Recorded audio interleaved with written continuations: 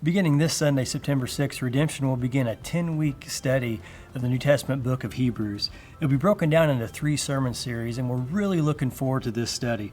And to me, the book of Hebrews reads more like a sermon than it does a letter. It was written to the Jewish Christians who were really struggling with their decision to follow Jesus.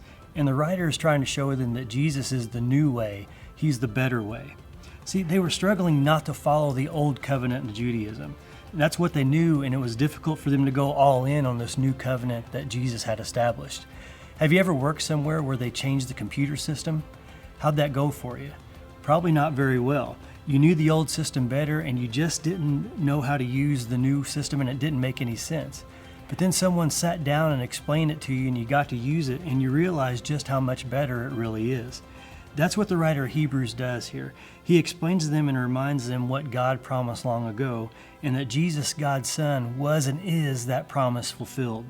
In the first 4 chapters, what he does, he spends that convincing them that Jesus is greater than what they used to believe.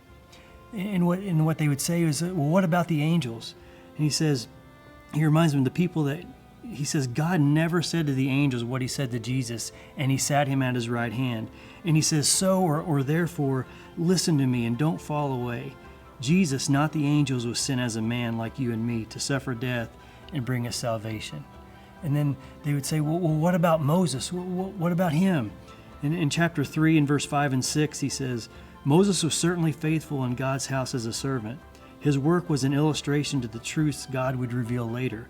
But Christ, as the Son, is in charge of God's entire house.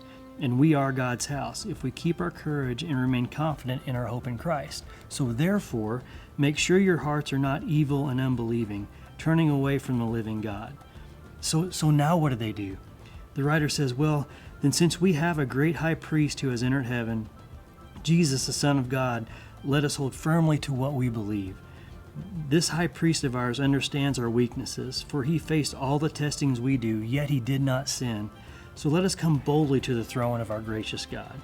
We can't wait for you to join us in this study of Hebrews, because along with our sermons, we'll have several resources available. We're going to have a dedicated web page with series devotionals. We're going to have a reading plan and also a special podcast from our spiritual formations minister, Richard Crabtree. So again, this series begins Sunday, September 6th.